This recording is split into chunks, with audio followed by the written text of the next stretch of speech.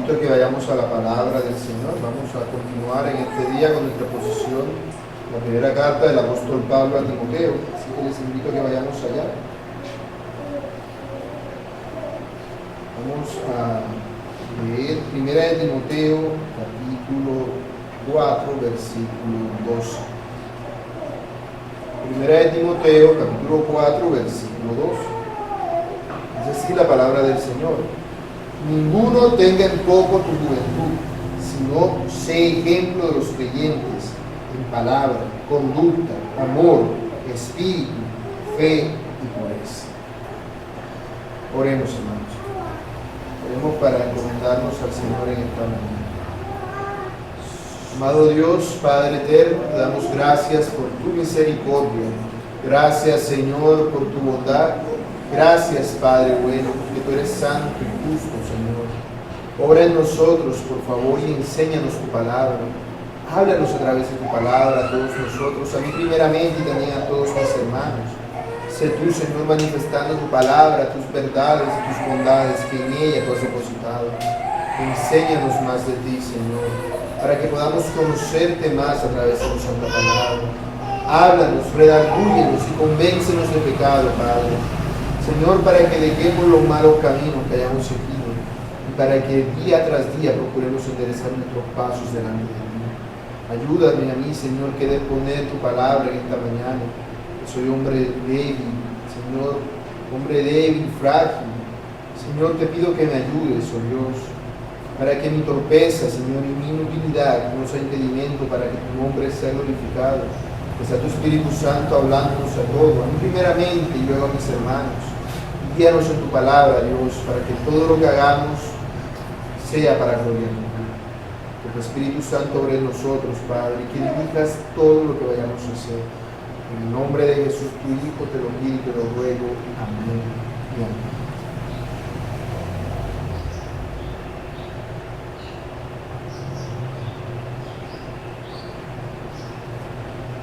En cierta ocasión, un hombre vino y le fue infiel a su esposa con otra mujer.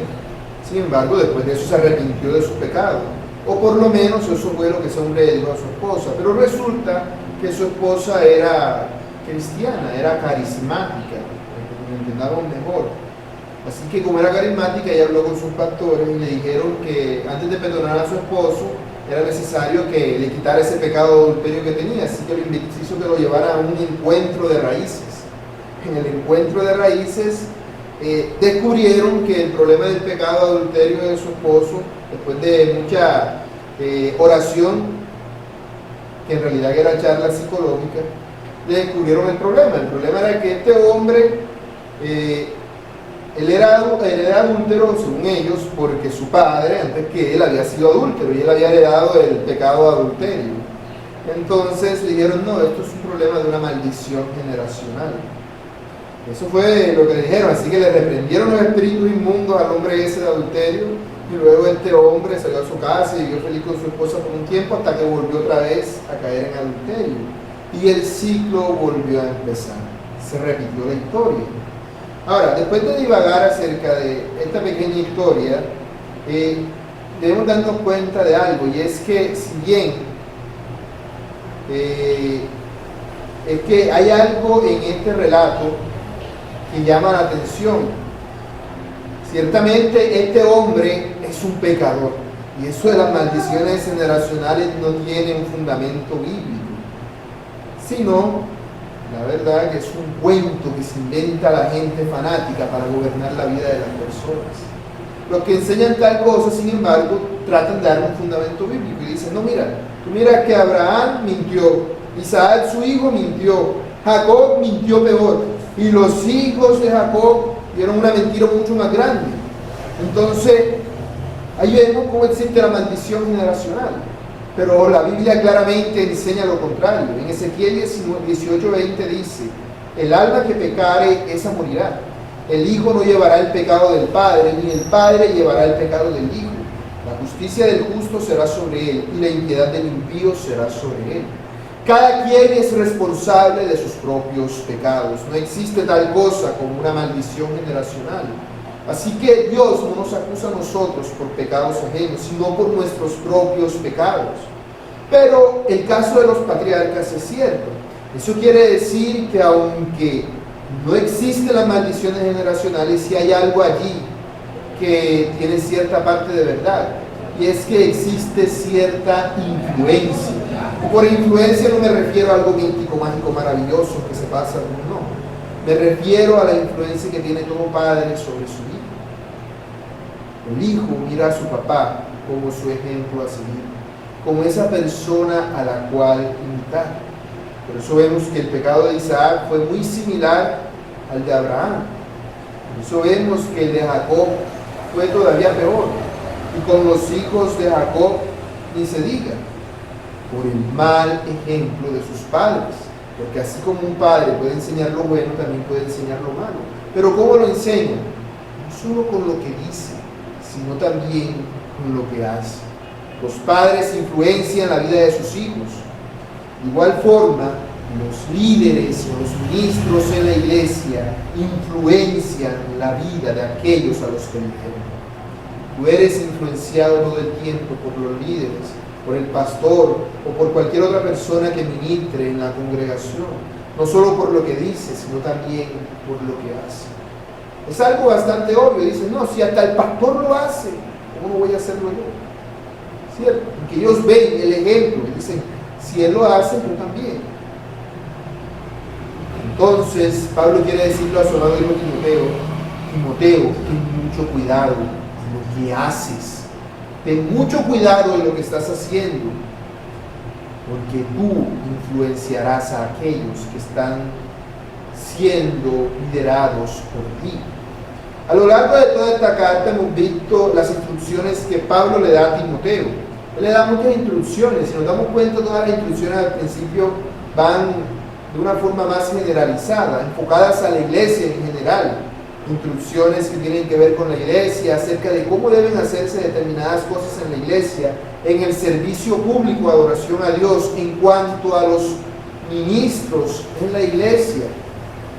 Pero a partir del capítulo 4, versículo 6, cuando empezamos a hablar del buen ministro de Jesucristo, vemos que Pablo cambia el tono. Ya no deja de hablarle de algo tan general y empieza a hablar de algo más particular. Es decir, le está dando a Timoteo instrucciones más específicas para la persona de Timoteo. Son instrucciones más personales.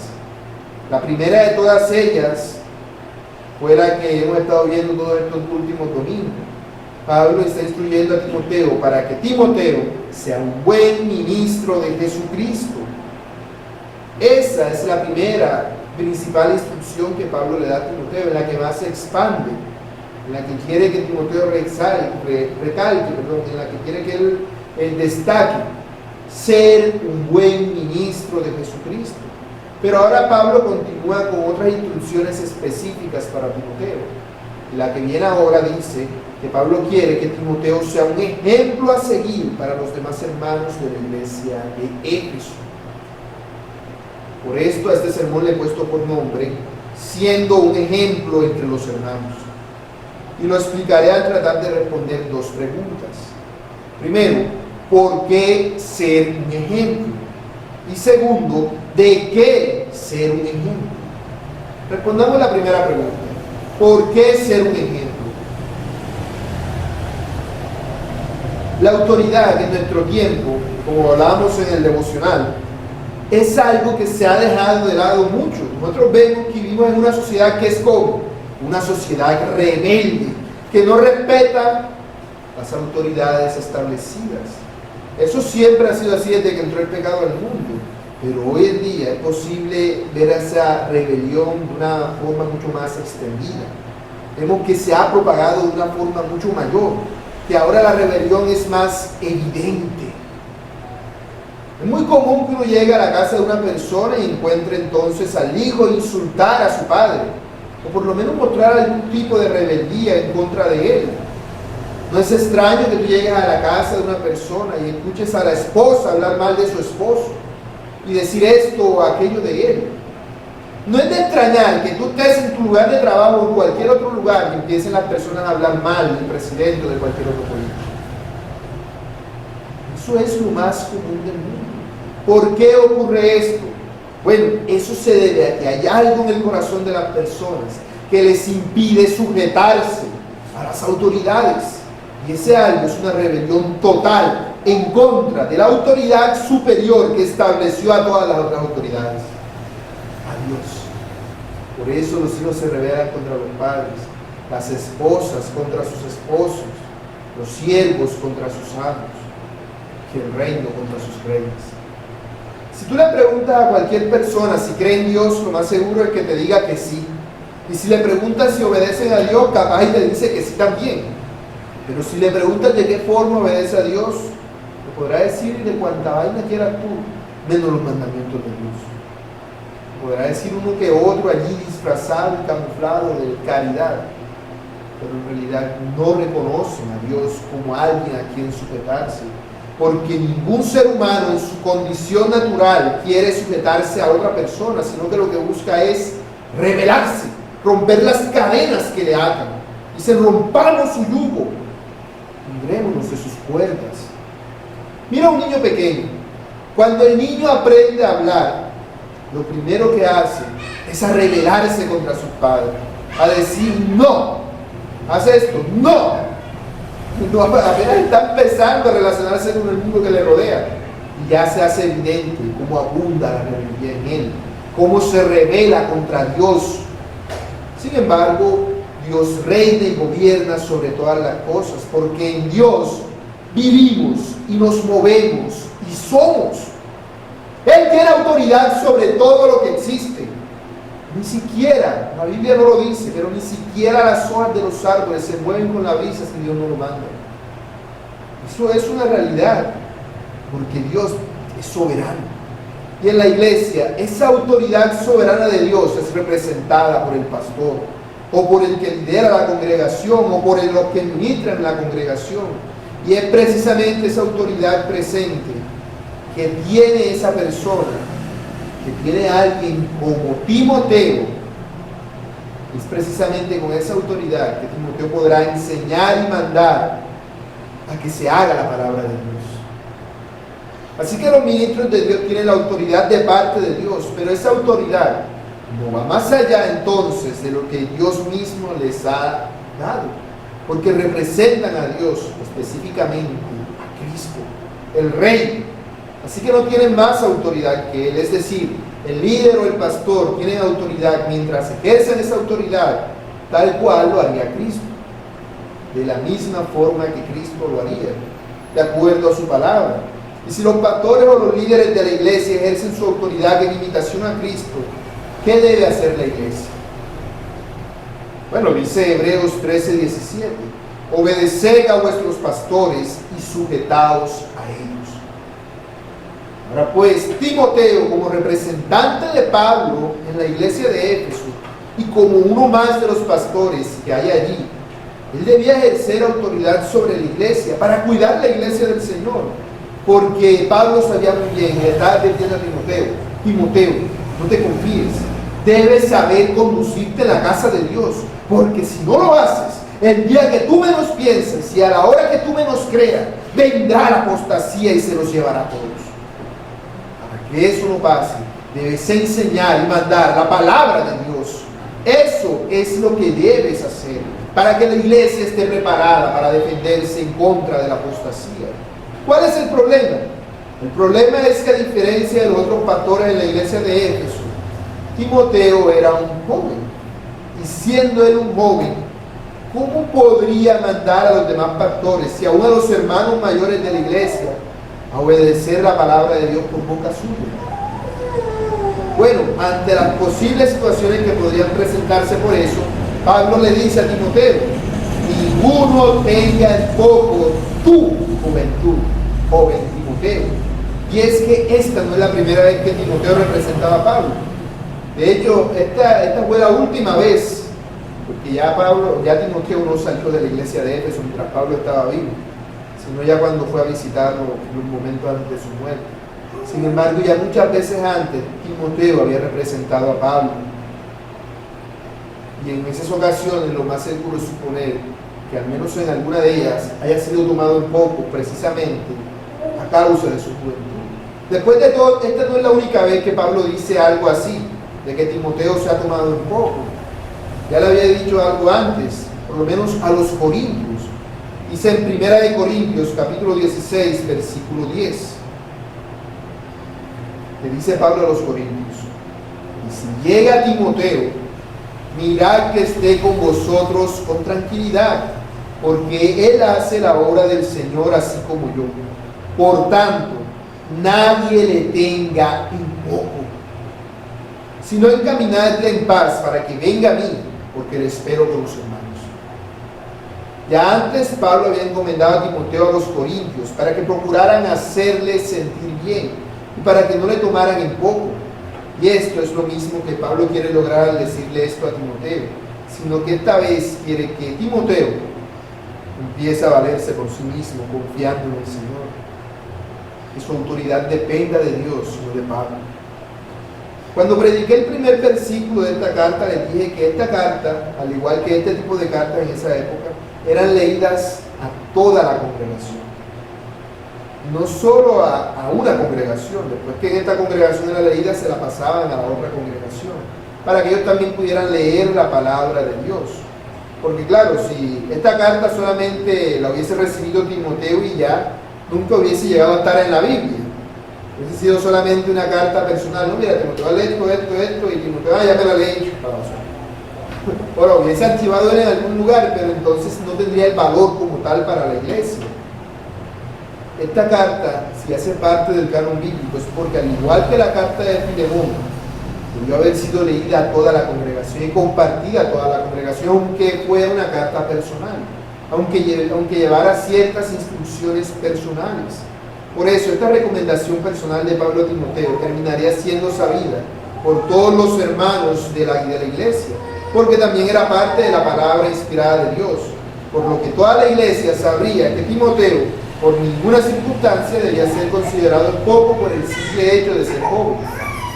Y como ya les había dicho en predicaciones anteriores, las primeras iglesias cristianas se formaron tomando como referencia a las sinagogas judías, cómo hacían los sermones, las reuniones, cómo se organizaban ellos, cómo se estructuraban. Todo eso estaba basado en la sinagoga.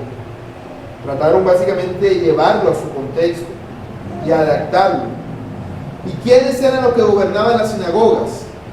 Los ancianos, en el sentido literal de la palabra, es decir, las personas de una determinada edad, cosa que Timoteo no era. Timoteo era joven.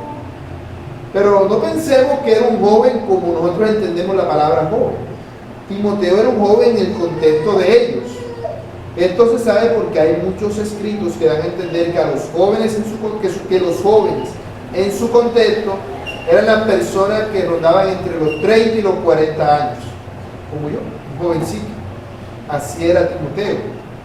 Para evidenciar esto, leeré lo que dice el comentarista William Hendrickson. Él dice: se puede suponer que hacia el año 51, cuando Timoteo se unió a Pablo en el segundo viaje misionero, aquel había llegado a una edad entre los 22 y 27 años. Es difícilmente probable que el apóstol hubiera permitido que un joven de menor edad se lo hubiera reunido para una obra tan difícil. Además, sabemos que Timoteo debe de haber alcanzado un grado de madurez ya durante el primer viaje misionero de Pablo, porque fue entonces cuando confesó su fe. Si este es el cálculo correcto, ahora Timoteo, como ya no estamos en el año 51, sino en el año 63 más o menos, debería tener entre 34 y 39 años. Esa debería ser la edad del jovencito Timoteo. Mínimo era de la edad mía, o sea que sí era un joven.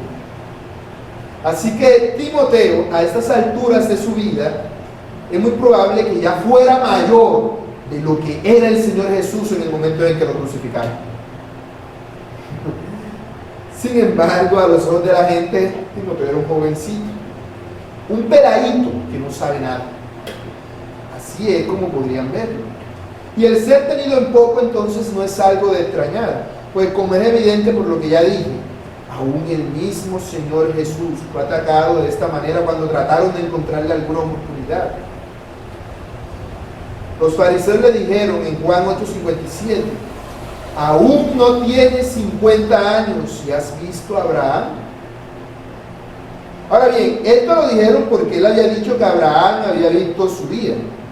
Sin embargo, aunque ellos menospreciaran el hecho de lo que el Señor estaba diciendo, no había necesidad de referirse a la edad de él como tal, porque obviamente ningún ser humano iba a tener una edad que alcanzara para haber visto a Abraham, sino que lo que se están refiriendo es que él era alguien que no tenía la edad intelectual para decir estas cosas, mucho menos podría decir algo así.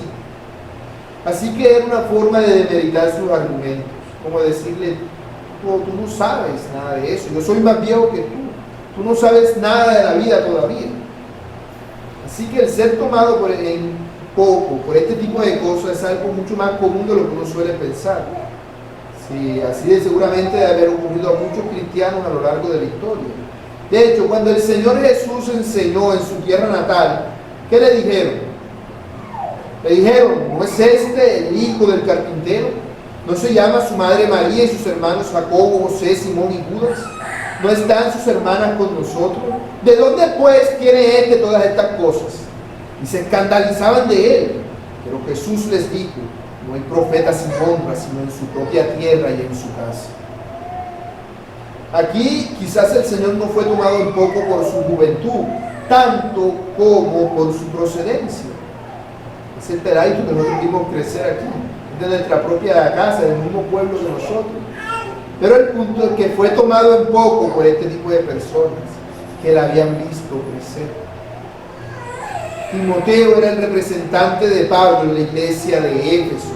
Podríamos decir, como ya he dicho antes, que Timoteo era el apóstol de Pablo y como tal tenía la autoridad de Pablo, siempre y cuando lo que dijera viniera respaldado por las palabras de Pablo que estaban escritas en las cartas que Pablo mandaba como esta.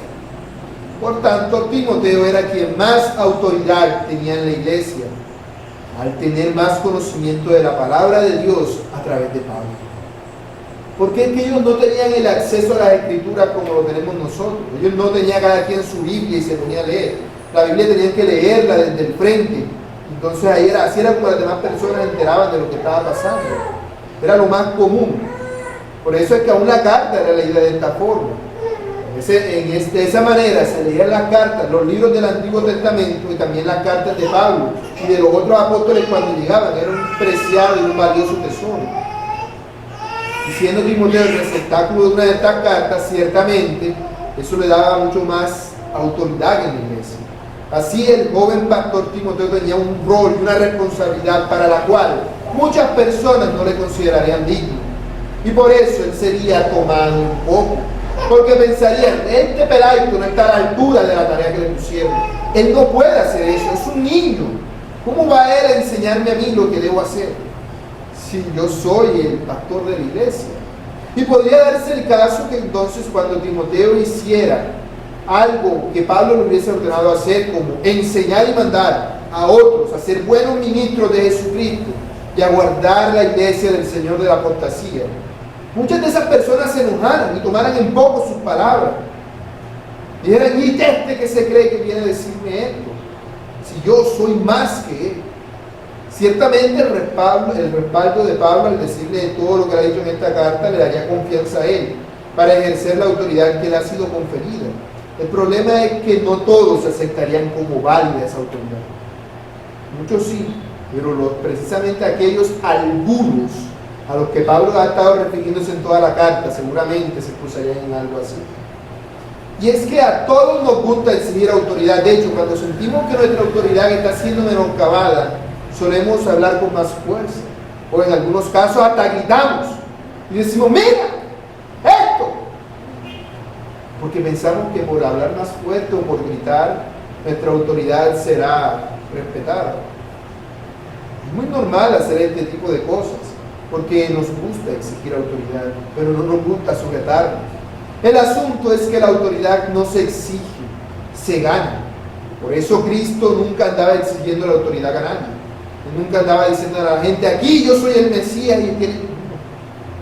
Nosotros no vemos al Señor haciendo eso. Sin embargo, nosotros vemos que hubieron casos, así como los que les mencioné, que hubieron algunas personas que en una mínima manera trataron de menoscabar su autoridad, que en unas determinadas pocas ocasiones, no al extremo de Timoteo, pero sí a esto. Sin embargo, la mayor parte del tiempo, nadie se metió con el Señor Jesús a causa de eso. Nunca le dijeron, no, es que tú eres un jovencito. Todos cuando lo veían, ¿qué decían? Este hombre enseña con autoridad. Así que, aunque él era un joven en el contexto de ellos, aún así, nadie le tomó en poco por eso. Nadie ponía en duda que él fuera una autoridad. Por eso nadie tenía reparo en decirles rabí, rabí, porque él es el maestro. Y nosotros, si queremos tener su autoridad, debemos actuar como él actuó, de una manera ejemplar. De allí que el llamado que Pablo hace a Timoteo no es a que ande por allí diciendo cosas como, aquí yo soy el apóstol del apóstol y aquí mando yo. Porque él era eso, él era el apóstol del apóstol y el que te llamaba autoridad en la iglesia. Pero Pablo no dice a Timoteo, cuando no te quieran hacer caso, háblales así, que tú eres el ungido de Jehová y que tienen que hacerte caso, si no los maldice. No, Pablo no le dice tal cosa a Timoteo. Pablo no manda a Timoteo a andar actuando de una forma tan necia, sino que lo llama a ser ejemplo.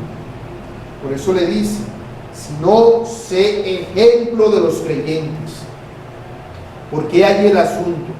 Pues, ¿por qué existe esta tendencia generalizada de menospreciar a los jóvenes, de tomarlos en poco?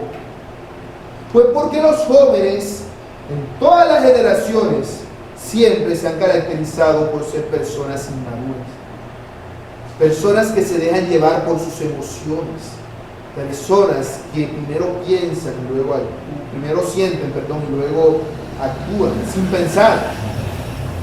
Así que por eso los adultos, las personas que han aprendido de la vida por la experiencia, tienden a menospreciar las locuras que ellos hacen.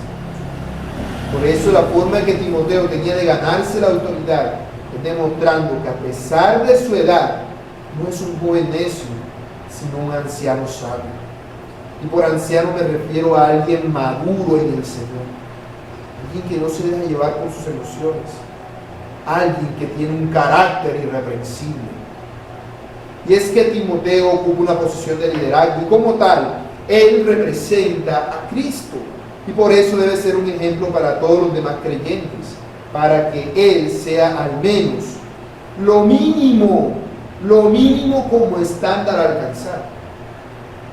Sea el mínimo estándar a alcanzar, porque eso deben ser los que ministran en el Señor. Dice en Filipenses 3:17, esto que leía el hermano al presidir: hermanos, sed imitadores de mí, y mirad a los que así se conducen según el ejemplo que tenéis en nosotros. Y Timoteo y todos los buenos ministros de Jesucristo hacen parte de ese grupo a imitar. Ahora bien, el hecho de que exista alguien a imitar nos da a entender algo más. Y es que también nosotros, si ellos son un ejemplo a seguir, son también alguien a quien debemos imitar. Porque ¿para qué existe el ejemplo? Sino para que tú le imites y también seas ejemplo a otras personas. Eso es acorde a lo que Pablo está diciendo. Por eso dice el mismo Pablo en Filipenses 4:9: lo que aprendisteis y recibisteis y oísteis y visteis de mí, esto haced, y el Dios de paz estará con vosotros. Por eso, este mandato de Pablo a Timoteo no es solo para los ministros, sino para todos los creyentes. Por eso no había problema en poner algo así en una carta que sería leída a toda la congregación. Porque Timoteo debería ser el ejemplo a seguir para todos los demás creyentes de la iglesia. Aquí vemos una cadena. Los miembros de una iglesia local deben imitar a sus ministros y estos a su vez deben imitar a Cristo. Como dijo el apóstol Pablo: sed imitadores de mí, así como yo de Cristo. Es una cadena de imitación para que todos seamos imitaciones, imágenes de Cristo, para que Cristo sea formado en nosotros. Porque Cristo es el principal ejemplo a seguir. por todos nosotros los que decimos ser cristianos. Aquí la palabra. Como dice el Señor Jesús, aprended de mí, que soy manso y humilde de corazón, que haréis descanso para vuestras almas. El ejemplo es una prueba indubitable de autoridad. Aquel que practica lo que enseña es alguien que verdaderamente cree lo que dice. Y si lo cree, inspirará a otros a creerlo también. De tal forma que no es por lo buen maestro que es una persona, no es por lo famoso y reconocido que pueda ser alguien, no es por el mucho conocimiento que llega a tener, es por ser un buen ejemplo. Así es como se produce la autoridad real. Porque cuando tú eres un buen ejemplo de Cristo, estás dando a conocer a Cristo a otras personas. Los que se sujetan a ti, se están sujetando a Cristo. Esta es la autoridad que Timoteo debería ejercer, para que cuando los otros vieran a Timoteo como ese imitador de Cristo, a quien imitar, escucharían todo lo que él dijera y obedecerían la palabra que Dios le dijera por boca de él, porque sabían que venía de Dios y que esa palabra era digna de ser obedecida, porque es Dios el que habla a través de Timoteo. La palabra de Dios es la que tiene autoridad, de tal forma que no importa si se es joven o anciano, si se es rico o pobre, si se es estudiado o de pocos conocimientos. Lo importante es ejercer la autoridad de la palabra de Dios, enseñando la palabra de Dios, practicándola. Imagínate un hombre que te enseña algo así: el coronavirus puro cuento, eso no existe. Sin embargo, tú lo ves todo el tiempo, el tapaboca puesto, la máscara puesta y echándose alcohol por todas partes, bañando en alcohol. Y él te enseña a ti: el coronavirus no existe, y anda así por la calle. ¿Será que tú le creerás a este hombre cuando te diga el coronavirus no existe? Yo, a ese tipo voy a taparme también, porque me mata el coronavirus si está así de grave con ese pobre hombre. Nadie creería las palabras de alguien tan hipócrita. Y si un ministro de Jesucristo enseña la palabra de Cristo, pero no la vive, es un hipócrita que hace quedar mal a Cristo.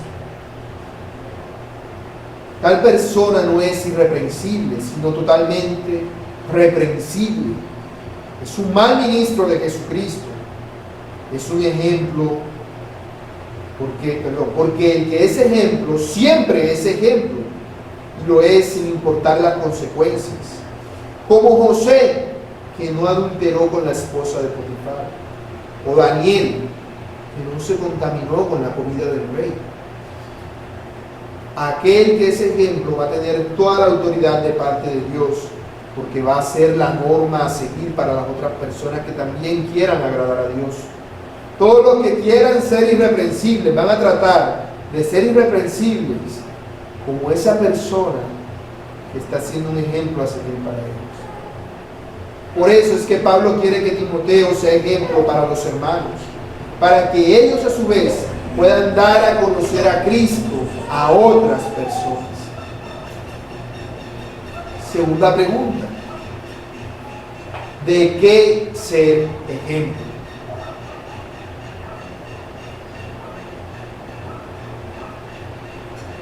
La respuesta a esta segunda pregunta es obvia, por todo lo que ya se ha dicho. Si tú eres cristiano, ¿de quién debes ser ejemplo? Cristo. La misma palabra lo dice: cristiano, Cristo. Sin embargo, el apóstol Pablo alude a Timoteo ciertas virtudes específicas de las cuales él debe ser ejemplo para dar a conocer a Cristo. Esas virtudes son palabra, conducta, amor, espíritu, fe y pureza. De estas cosas es que Timoteo debe ser ejemplo de los creyentes. Así que veamos cada una de ellas para entender exactamente a qué se está refiriendo el apóstol Pablo. La primera palabra que Pablo menciona es la palabra palabra. Y aquí debemos entender de qué está hablando Pablo. Pablo no se está refiriendo a la predicación de la palabra, porque él está hablando de ser un ejemplo. No, él se está refiriendo al uso de las palabras.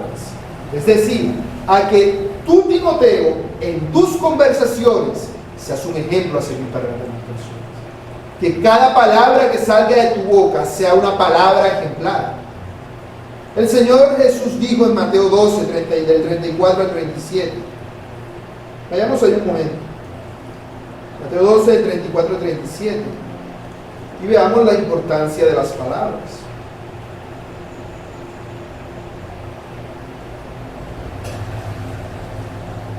Dice Mateo 12, 34. Porque de la abundancia del corazón habla la boca. El hombre bueno, el buen tesoro del corazón, saca cosas buenas. Y el hombre malo, el mal tesoro, saca malas cosas. Mas yo os digo que de toda palabra ociosa que hablen los hombres, de ella darán cuenta en el día del juicio. Porque por tus palabras serás justificado, y por tus palabras serás condenado. Mis hermanos, nuestras palabras reflejan lo que está en nuestro corazón. De aquello que está lleno de tu corazón, eso es lo que vas a hablar. Eso es algo evidente. Una mujer enamorada sale a hablar con sus amigas y pasa hablando de lo hermoso que es su novio y de lo lindo que es y de lo galante que es, porque de eso está lleno su corazón. El hombre que le gusta el fútbol sobre todas las cosas, tú lo ves que va hablando por la calle y empieza a hablar de esto y de otro y del gol y de cómo el otro embarró el gol y lo otro, porque de eso está lleno su corazón. Sus conversaciones abundan en el tema que abunda en su corazón.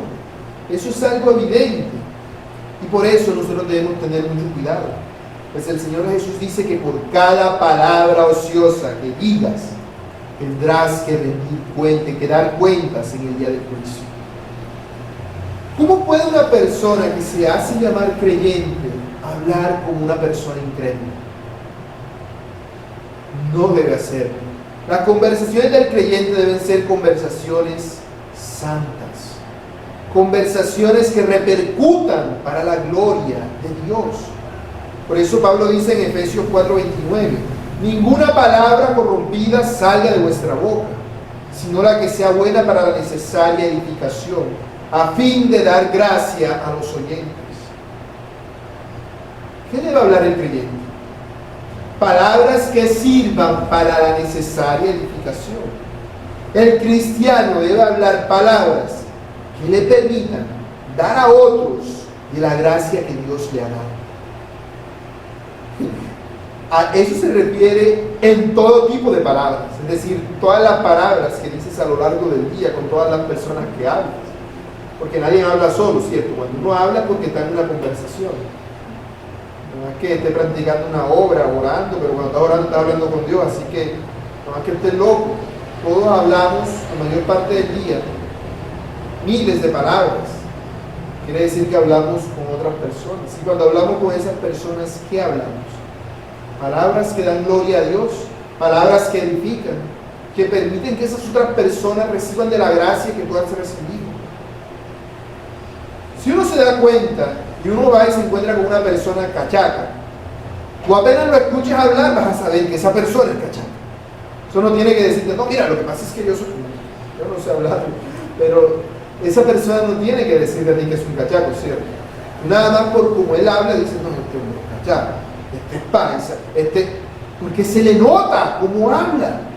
Su forma de hablar evidencia el tipo de persona que es.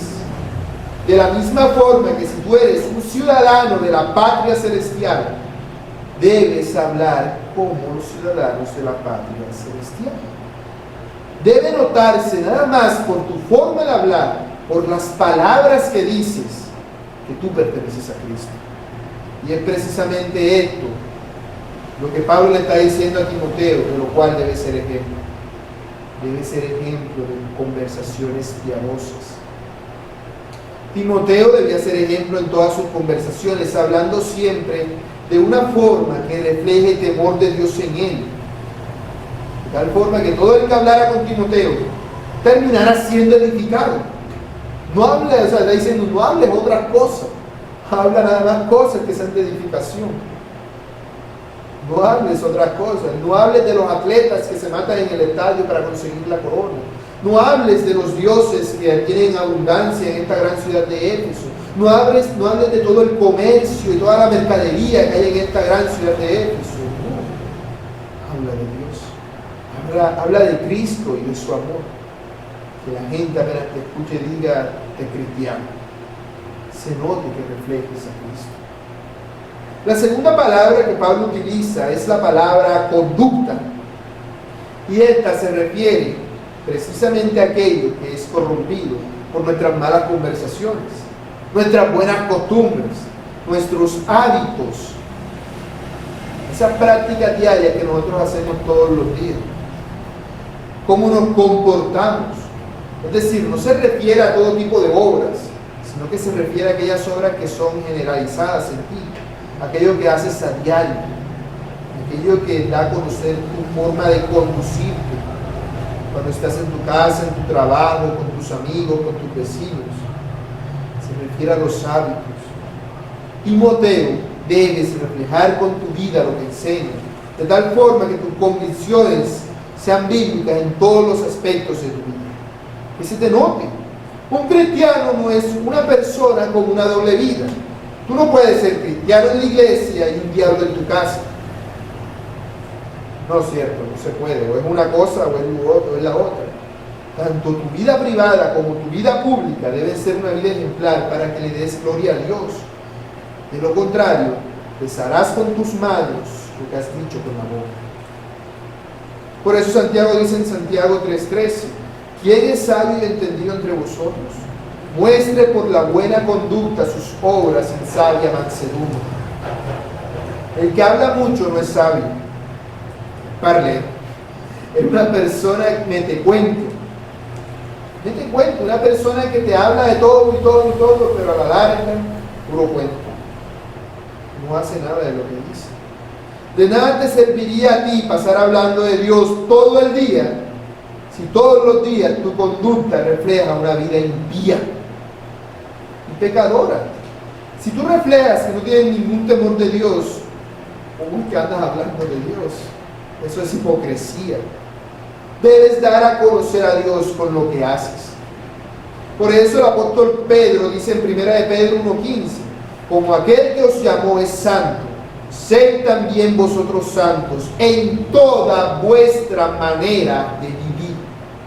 No dice, sed santos en la iglesia, o sed santos cuando andéis con los hermanos, sino en toda vuestra manera de vivir. ¿Cómo puede ser posible que tú digas que Dios es santo y que tú, que eres de Dios, no lo seas? Solamente viviendo una vida santa le darás validez y credibilidad a la palabra de Dios que dices hablar. Y solamente así podrás tener una buena conciencia delante de aquellos que hablan mal de Dios. Como dice en 1 de Pedro 3:16, teniendo buena conciencia, para que en lo que murmuran de vosotros como de malhechores, sean avergonzados los que calumnian vuestra buena conducta en Cristo. Pablo le está diciendo a Timoteo, así tendrás autoridad en todo lo que haces, sin importar tu edad. Si vives lo que dices. Dice en Proverbios 20:11, aún el muchacho es conocido por sus hechos, si su conducta fuere limpia y recta. Aún el muchacho. La tercera palabra que Pablo utiliza es la palabra amor. Esta es la tercera cosa en la cual Timoteo debe ser ejemplo. Y recordemos que el amor bíblico implica sacrificio. Y esto es debido a una simple y llana razón. Aquello que las personas más amamos, ¿qué es? A nosotros mismos. Lo que tú más amas es a ti. Eso es algo natural de todo ser humano. Por naturaleza, los seres humanos fuimos creados originalmente para amar a Dios. Pero al no amar a Dios, ¿qué estamos haciendo? Amándonos a nosotros mismos. Yo no hago lo que Dios dice porque a mí no me gusta, porque yo no lo siento, porque a mí no me nace, porque a mí no me parece. ¿En quién estoy pensando? En mí. Eso es lo que hace toda persona que no ha nacido de nuevo. Pero una persona que es de Dios, ¿a quién debe amar? A Dios. Y a aquellos que al igual que Él son imagen de Dios, sus hermanos. El amor es la característica principal por la cual todo el mundo se va a dar cuenta de que eres de Dios, de que eres un cristiano, como veíamos esta mañana en el estudio, en que eres una persona que ama a tus semejantes. Porque como dicen los versículos que leíamos, Juan 13:35, en esto conocerán todos que sois mis discípulos, si tuvierais amor los unos con los otros. El amor es lo que más necesita la gente. Precisamente, ¿por qué creemos que lo que más necesita la gente es amor? Porque lo que más hace la gente es amarse a ella misma. Entonces se sienten como víctimas cuando sienten que no se les está amando lo suficiente. A tal punto que hay gente que aún se mata porque piensa que así se está demostrando más amor a sí mismo. Es decir, ya no aguanto con el sufrimiento que tengo, yo quiero ser feliz, amor a mí mismo. ¿Qué hago? Mato, porque como no creen en el cielo y el infierno, piensa que al dejar de existir va a estar mejor por su propio amor.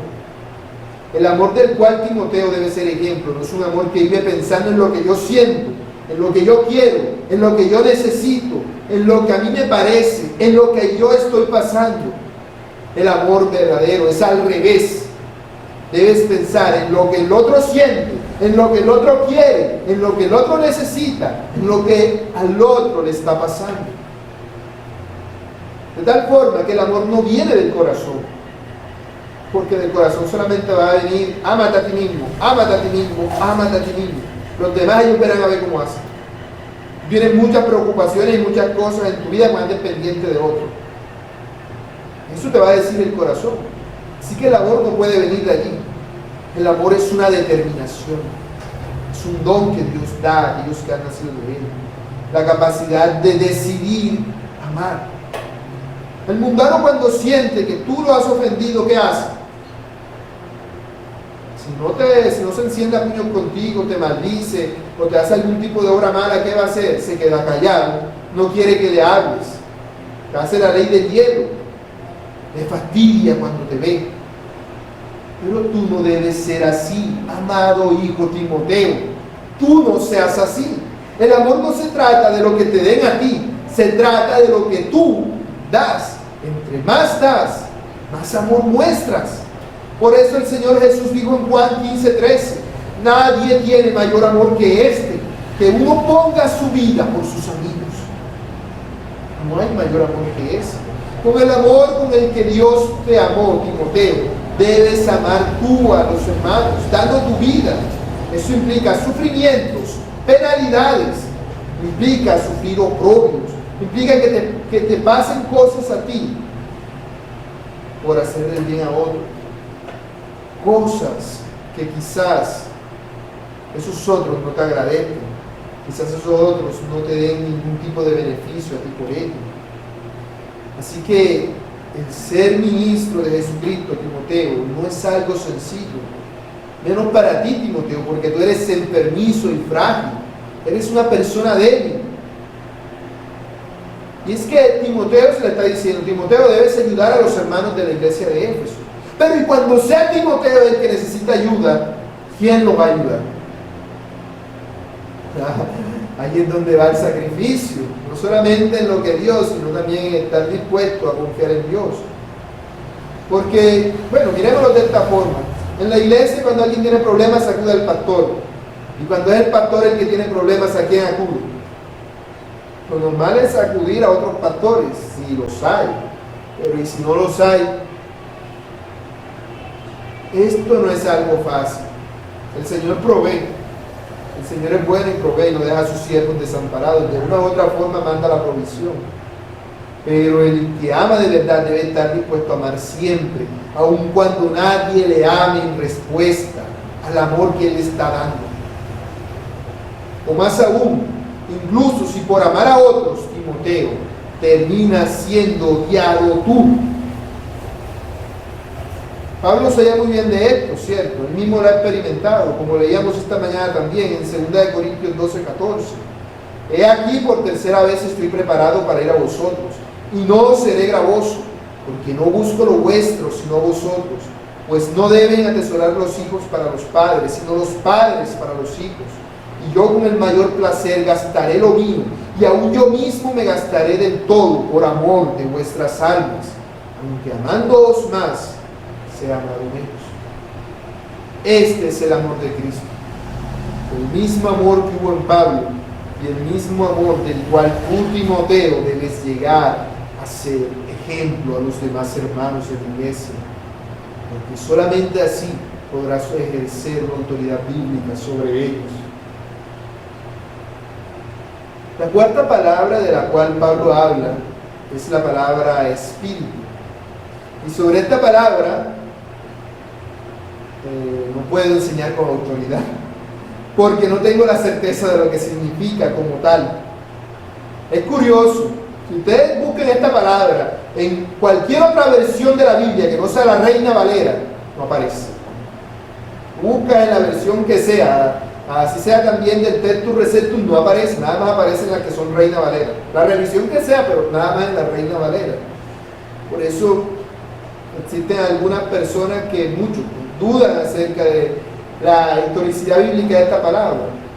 Yo en lo personal creo que sí es palabra de Dios. Esa palabra está allí porque creo que el Señor ha guardado su palabra. El asunto es que por el contexto y la forma, no sé cómo explicarlo, no existe comentario en el que se explique cómo aludir a esa palabra, porque no existe. Todos los comentarios simplemente la omiten, como si no estuviera allí, se basa en otras versiones, y esa palabrita es omitida. Así que, para evitar decir algo que no puedo hacer, me da miedo decir, se me ocurren varias cosas de cómo podría aplicarla, pero no estoy seguro. Así que simplemente voy a leer el único comentario de sana doctrina que encontré, que es el de Calvino, que solamente dice esto: por la palabra espíritu yo entiendo ardiente celo por Dios, si es que no se piensa en interpretarlo de una forma más general, a lo cual yo no pongo objeción.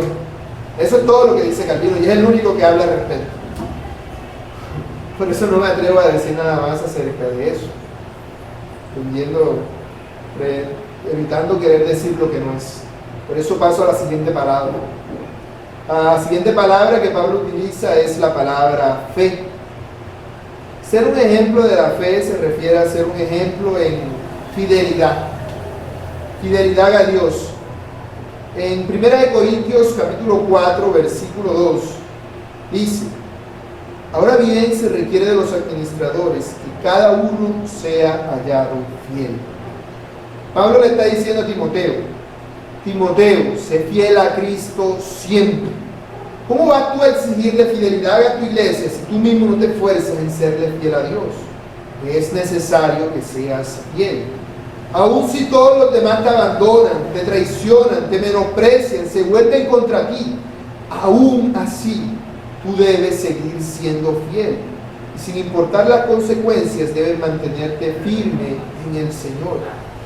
Mucha gente dice que cree en Dios, pero a la hora de la verdad, cuando son probados, lo niegan. Tú no debes ser así, Timoteo. Debes ser ejemplo de fe delante de los hermanos. No anuncies a Cristo desde lo oculto, como teniendo miedo de los hombres. No tengas miedo de los hombres, sino sé valiente y sé fiel a Dios. Sé como Sadrach, Mesach y Abednego, que prefirieron ser arrojados a un horno de fuego antes que negar a su Dios. Sé como Daniel.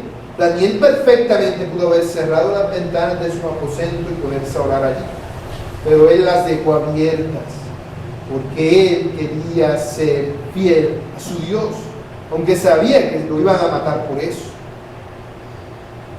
Mira lo que el Señor Jesús le dice a los cristianos de la iglesia de Esmirna en Apocalipsis 2:10: no temas en nada lo que vas a padecer. He aquí, el diablo echará a alguno de vosotros en la cárcel para que seáis probados, y tendréis tribulación por 10 días. Sé fiel hasta la muerte, y yo te daré la corona de vida, dice el Señor Jesús. Timoteo debería ser un ejemplo de fidelidad delante de sus hermanos, puesto que eso impactaría sus vidas y les ayudaría a ellos para que ellos, al igual que Timoteo, estuvieran dispuestos a serle fiel a Dios sin importar las consecuencias, hasta la muerte si es preciso. La última palabra que Pablo utiliza es la palabra pureza. Esta palabra se refiere a una vida sin pecado. Es decir, Pablo le está diciendo a Timoteo, debe ser ejemplo en evitar el pecado. Debe ser ejemplo en mantener el pecado lo más alejado de ti que se pueda. Como José, cuando la esposa de Potifar lo tentó, ¿qué hizo él? Huyó. Porque él sabía que si se hubiese quedado allí, él hubiese sucumbido al pecado. Y por eso huyó para mantenerse puro delante del Señor. Pero más aún, Job, en Job 31:1 dice, hice pacto con mis ojos. ¿Cómo pues había yo de mirar a una virgen? Porque él quería mantener sus ojos puros, al guardarse aún de mirar a una joven para evitar siquiera la tentación. Ese deseo de evitar el pecado es aquello de lo cual Timoteo debería ser un ejemplo de pureza. Vivir una vida que demuestre que evitas el pecado en toda circunstancia, cualquiera cosa, no solo que sea pecaminosa, sino que podría llevarte al pecado. Aún las cosas lícitas que otros hacen, con tal de que tú no termines haciendo cosas ilícitas delante de Dios. No ven ni sea que por querer agradar a los hombres haciendo algo que no es malo, supuestamente termines haciendo algo malo. En esto es que Timoteo debería ser ejemplo. Por eso el apóstol Pablo le dirá a Timoteo en su segunda carta, huye de las pasiones juveniles. Estas pasiones no son solamente las pasiones sexuales, sino cualquier tipo de pasión que podría llevarte a desviarte del objetivo, a quitar la mirada de Cristo. Cualquiera cosa, huye de eso, evítalo al extremo, mantente puro. Siendo ejemplo de todas estas cosas, Timoteo, no solo te guardarás a ti mismo, sino además enseñarás a otros a hacer lo mismo, a ser imitadores de Cristo. Aplicaciones. Mis hermanos, como ya dije durante el sermón, el hecho de que Pablo le haya dado esta recomendación a Timoteo no quiere decir solamente que sean para él, sino que él debe ser ejemplo de los creyentes, para que así nosotros, los demás creyentes, también seamos ejemplo entre nosotros. Pues Timoteo, como buen ministro de Jesucristo, ¿qué hace? Representa a Jesucristo ante la congregación y los demás creyentes. Y los demás creyentes, ¿qué hacemos? Representamos a Jesucristo ante el mundo impío y pecador. Por eso es que también todos debemos ser ejemplos, no solamente el que lidera. Porque cuando tú eres ejemplo de Jesucristo en la iglesia, estás recordando a tus hermanos el carácter santo y justo de Cristo, tu Señor. Aún a los que deberían darte el ejemplo a ti, puede ser el ejemplo. Entonces, como buen cristiano que dices ser, debes esforzarte por vivir una vida ejemplar, no solo en la iglesia, sino fuera de la iglesia. Pues quizás a ti nadie te menosprecie por ser joven, pero te pueden menospreciar por muchas otras cosas. Y cuando eso pase, lo que debes hacer es mostrar a Cristo que vive en ti. Porque si tus familiares te miran y dicen, este es el mismo niño, el mismo peladito que siempre ha sido, es que quizás tú no estás siendo ejemplo delante de ellos. No les estás mostrando a Cristo con todo lo que haces. Y en tal caso, ¿cómo van a tomar en serio el Evangelio cuando tú se los predicas? ¿De qué servirá entonces que les prediques de Cristo si ellos ven que tú eres la misma persona que siempre has sido? ¿De qué servirá que les prediques el Evangelio? Sin embargo, si ellos ven que tú ya eres diferente, que hay algo en ti que ha cambiado, que ya no eres ese peladito que antes era, ¿qué va a pasar? Que van a reconocer que verdaderamente Dios ha obrado un cambio en ti, que verdaderamente Dios está en ti, que Cristo vive en ti. Lo mismo ocurre en todos los demás ámbitos de nuestra vida. Por eso todos nosotros, igual que Timoteo, debemos vivir una vida ejemplar, una vida piadosa, empezando con nuestras palabras. Quizás nosotros no decimos malas palabras, ¿cierto? Sin embargo, muchas veces hablamos muchas cosas que no tienen como fin edificar a nuestros hermanos. Entonces no estamos siendo ejemplo de palabra, porque no te refieres a algo malo, sino a hacer algo bueno. Y eso sin contar lo malo, como inventar a Dios por ahí por cualquier cosa y luego no darle importancia.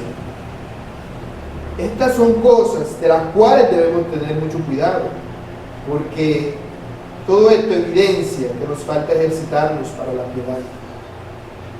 Tan serio es esto que nuestras palabras deben tener peso y validez, porque somos representantes de Dios y las palabras de Dios tienen validez. Si Dios dice algo, no lo cumplirá, no lo hará. Entonces eso quiere decir que todo lo que nosotros digamos debemos hacerlo y cumplirlo, porque representamos a Dios. Si decimos voy y haré esto, a tal hora estaré en tal lugar, no deberíamos esforzarnos para que así sea, porque si no va a terminar siendo una mentira, aunque no haya sido una mentira en una idea original. Si yo te digo a ti, a las 5 llego a las 5:05, mentí. Mi conversación fue mala. A veces vale mejor no hablar, no de tener cuidado con lo que se dice, porque eso es mentira. Debes demostrar que haces hasta lo imposible por cumplirlo, cosa de que si no se cumple sea por algo mayor, verdaderamente mayor, no por algo que pudo haberse evitado con preparación, porque ese esfuerzo, ese esmero, es lo que precisamente las personas a nuestro alrededor miran. Tu familia ve lo que él dice que a las 5 está desesperado y él tiene que irse porque va a llegar tarde, y ven ese, pero ven, hay algo diferente. Antes no hacía, antes no le importaba. O sea, de pronto igual pasa, pero hay algo diferente, hay un deseo por no querer mentir, por agradar a Dios en todo. Y cuando conversas con otras personas, debes dar a conocer a Dios siempre. Siempre debe reflejar amabilidad, cortesía, educación, pero sobre todo debe reflejar a Cristo. Que alguien que habla contigo y habla de cualquier cosa, cuando terminen de hablar, diga, tú eres cristiano, ¿no? Hay algo que me dice que eres cristiano. Y no porque andes diciendo palabras así sueltas como hacen los carismáticos, que todo el mundo dice que son cristianos, pero porque empiezan a mentar el nombre de Dios o cualquier cosa así. Sino por la piedad que se evidencia en tu forma de hablar. En hacer lo recto, lo correcto, lo bueno. Imagínate que a ti te colocan una grabadora secreta que te grabe todo lo que dices en un día, durante todos los 7 días de la semana, y vinieras el domingo aquí y lo pusieras a todo volumen allí. Seguramente estarías esperando que ese momentico se da y que no haya grabado, tal palabrita, no, que aquello, que lo otro. Porque nosotros decimos muchas conversaciones buenas, piadosas, pero no siempre. Siempre hay algo, como dice uno, que la escacha. Y es allí el problema. En ese momento no fuiste ejemplar. No quisiéramos que fuera así, ¿cierto? ¿Eso qué quiere decir? No se trata de ser perfecto. Se trata de esforzarse, de ejercitarse en la piedad. De no simplemente, lo dije, ya, no pasó nada y sigues como si nada de la vida. No. Es un pecado. Debes hablar correctamente. Lo correcto sería que hace el día pusieran una grabadora allí y escucharan puro evangelismo todo el día, todo el tiempo. Pero yo sé que no es así. Sería mentira si les dijera que al 100% es así. Así que debemos tener cuidado, hermanos, porque las malas palabras, las malas conversaciones, corrompen las buenas costumbres. Y como cristiano que eres, debes hablar siempre palabras de edificación. Y si ves que no vas a poder, como ya dije hace rato, mejor calla, mejor no digas nada. No prometas, no digas que vas a hacer esto o aquello, si ves que de pronto existe una posibilidad de que algo ocurra. Mejor a veces quedarse callado que hablar en contra de la piedad, porque debemos ser ejemplo de nuestras palabras. Lo mismo va para tu conducta. Debes desarrollar buenos hábitos que sean de edificación, pero no solo eso, sino también para la edificación de los que te rodean, de los que te conocen, de las personas cercanas a ti. Todo tipo de cosas. Mira, hay cosas muy sencillas que algunas personas hacen sin tener ningún tipo de temor de Dios, pero que algunos que tenemos temor de Dios no hacemos. Cosas como levantarse temprano para ayudar con las cosas de la casa, aportar económicamente con todos los gastos que se necesitan en la familia, animar a los que están enfermos, visitar a la familia, dar de comer a los necesitados, ayudar a cualquiera persona que esté en necesidad, entre muchas otras cosas. Este tipo de hábitos reflejan tu conducta. Esas pequeñas cosas que nosotros hacemos casi que mecánicamente todos los días, ¿en qué van? Porque si mis hábitos son sentarme todo el día a ver televisión, obviamente esa conducta no es neutral, ¿cierto? A él en eso va. Así que mi conducta debe ser irreprensible. Y si quieres ser ejemplo de una buena conducta que agrada a Dios, deberá procurar ser irreprensible en todas las cosas. No que lo vayas a lograr, pero sí procurarlo. Para que no se diga como Pablo, para mí el vivir es Cristo. Esa frase la dice todo el mundo, que dice ser cristiano. Pero ¿qué creen que significa? Significa que Cristo vive a través de ti. Significa vivir una vida totalmente influenciada, controlada y dominada por el mismo Espíritu Santo que estaba en Cristo. Que reflejes a Cristo en todo lo que haces. En todo lo que haces. Que no tengas malos hábitos, sino sé ejemplo de todo el mundo, delante de todo el mundo. También debes ser ejemplo en amor. Preocúpate por tus hermanos. Si no puedes visitar a tus hermanos, llámalos. Haz lo posible por tratar de ayudarlos, de suplir sus necesidades, y cuando tengas comunión con ellos, deja que esa comunión sea Cristo. Que entonces no te pases hablando de cosas vanas. No muestras el amor, que debe ser lo primordial. Cuando otro te ofenda a ti, ve tú y háblale. No esperes a que el otro venga a hablarte a ti. Cuando el otro se fastidie con verte, ve tú y ayúdale. No esperes entonces a no aparecerte en su presencia entonces. Cuando el otro te haga algo malo a ti, ve tú y hazle el bien. Así serás ejemplo de amor. No esperes a que otros hagan, hazlo tú. Si tú ves que una casa se está quemando y le echas agua, ay, la casa no se apagó, yo voy a dejar que se queme. No, cierto. Busca más agua, tierra, alguna cosa, buscas hacer algo. Porque es tu casa, tú no quieres que se queme, tú la amas. Y si amas a tu hermano, ¿no vas a procurar su bien? ¿O vas a desistir al primer intento? De ninguna manera. Deja de pensar tanto en ti y piensa en tu prójimo. Que cuando tú vayas a evangelizar a otra persona, si bien es un mandato de Cristo y debes hacerlo por eso, también lo hagas por una genuina preocupación por esa otra persona. ¿Cuántas personas hablas al día? ¿Cuántas personas le predicas a Cristo? Esas personas se van a ir al infierno. Se van a morir un día de esto, se van al infierno. Luego tú vas a cargar con la culpa de no haberle predicado a Cristo a esa persona. Quizás la salvación iba a dársela, pero tu conciencia no estará tranquila por lo que hiciste, por lo que no hiciste, porque te faltó amor. ¿Y hasta qué punto debes demostrar este amor? Bueno, si el modelo a seguir del cristiano es Cristo, ¿hasta qué punto nos amó Cristo a nosotros? Hasta el punto de dar su vida por su iglesia. Hermanos, sé ejemplo de fe. Vive tu fe. No digas, yo creo en Cristo, y cuando las cosas se pongan difíciles, dudes por completo del cuidado y protección de Cristo sobre ti. No digas, yo creo en Dios, y cuando te pregunten X o Y cosa, mientas, porque tienes miedo de lo que te pueda pasar. No le seas infiel. No le seas infiel, porque el que le negare delante de los hombres será negado por él delante de su Padre.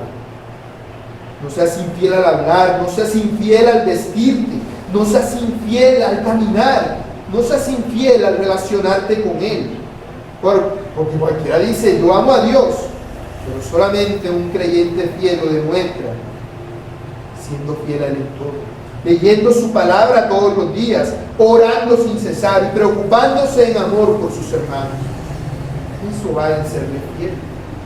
Sé ejemplo de pureza, porque a veces decimos, yo me guardaré para el Señor, pero vemos lo que no debemos ver, hablamos lo que no debemos hablar, y por causa de ello el nombre de Dios es blasfemado por quienes no le conocen. Imagínate que tú dices que eres cristiano y un día de pronto alguien cercano a ti te ve viendo un programa de televisión y preciso en ese momento muestran alguna escena de sexo. Y tú dices, no, es que el programa no va de eso fue algo que mostraron allí un segundo nada más y yo no le estaba prestando atención. Y digamos que es verdad, que genuinamente tú ni te habías enterado de eso, que te tomó por sorpresa, que no tiene nada que ver y que a ti no te afectó porque ni siquiera te enteraste. Aún así, el día que tú quieras confrontar a la persona que vio esa escena de sexo mientras tú estabas allí viendo qué va a pasar, te va a decir que tú estabas haciendo, que tú estabas viendo escenas de sexo en televisión. Porque ocurrió algo algo que te cogió desprevenido e hizo que ya dejaras de ser ejemplo de pureza.